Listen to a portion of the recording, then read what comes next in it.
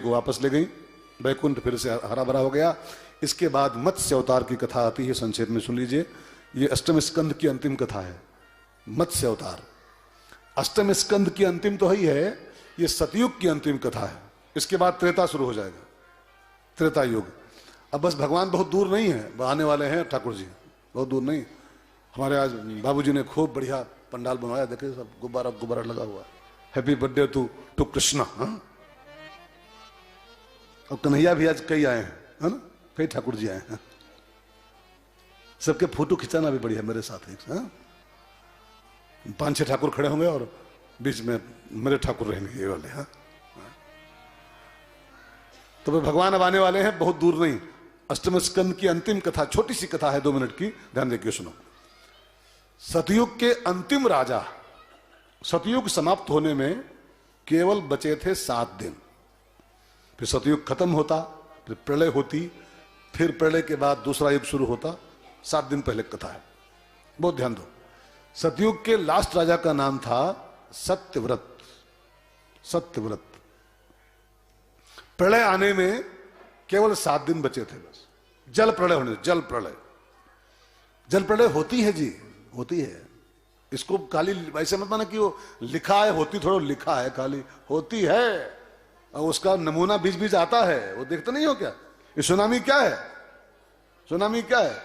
केदारनाथ में क्या हुआ था अभी, है ना? ये सब उसकी मिस कॉल है, मिस कॉल। अब सोचो मिस कॉल में ये हाल होता है, जब पूरी कॉल आएगी तो क्या हाल होगा?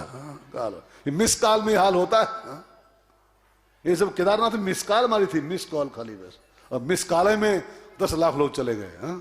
सुनामी मिस कॉल थी ठाकुर जी की भी, और पूरे पूरे शहर समाप्त हो गए थे। अब सोचिए जिस दिन पूरी पूरी काल मारेंगे, उस दिन कोई बचेगा दुनिया में?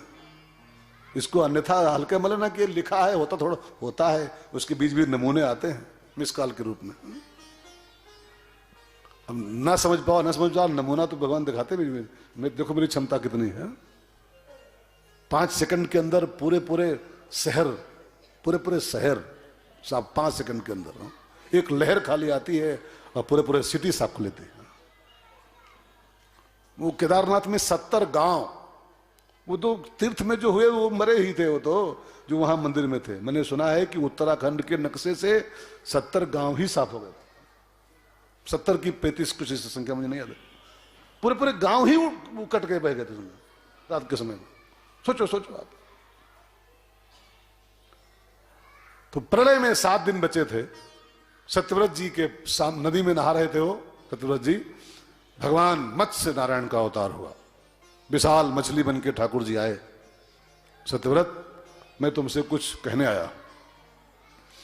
आज के ठीक 7वें दिन प्रलय होने वाली है।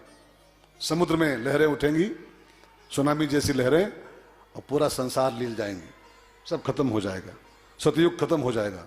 उसके बाद त्रेता का शुभारंभ होगा। तो मैं चाहता हूं कि सब खत्म हो तो खत्म हो, लेकिन तुम बचो। मैं तुम्हें बचाना चाहता हूं। का क्यों? का मैं चाहता हूं कि त्रेता की शुरुआत तुमसे हो। कोई ना कोई चाहिए ना मूल, जिससे शुरू हो काम। तो त्रेता का मनु मैं तुमको बनाना चाहता हूं, तुमसे त्रेता की शुरुआत हो, ये मेरी इच्छा है। तुमको बचाना चाहता हूं मैं। तो कैसे बचेंगे? का तुम नाव बनवाओ बढ़िया सी। उस नाव में, बड़ी सी नाव, उसमें सब बीज भर लो, गेहूं, धान, गन्ना, तुलसी, जो भी बीज होते हैं ना, सब बीज तो थोड़ा रख लो। नहीं धरती खुलेगी तो क्या खाओगे बाद में? तुम कैसे बोओगे? तो सब बीज भर लो और तुम बैठ जाओ नाव में पत्नी के सहित। और जब प्रलय आएगी तो सब डूबेंगे, लेकिन तुम चूंकि नाव में रहोगे, तुम बचे रहोगे। और कोई खतरा आए, नाव मान लो डगमगाए पानी में, हजारों साल का वो केस होगा, तो अगर कुछ खतरा हो तो हमको बुलाना, मैं आऊंगा इसी मछली के रूप में और तुमको बचाऊंगा। सत्यव्रत जी चुपचाप नाव बनवाए। भगवान ने कहा था कोई कहना नहीं किसी को, चुपचाप बनाओ। नाव बनवाए, सब बीज उसमें इकट्ठा किए, संग्रहित किए, पत्नी को लिया, उसमें बैठ गए।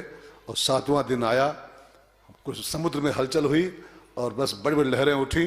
हम देखते ही देखते पूरा का पूरा संसार 2-4 मिनटों में ही सब जल ही जल, जल ही जल, सब पानी पानी।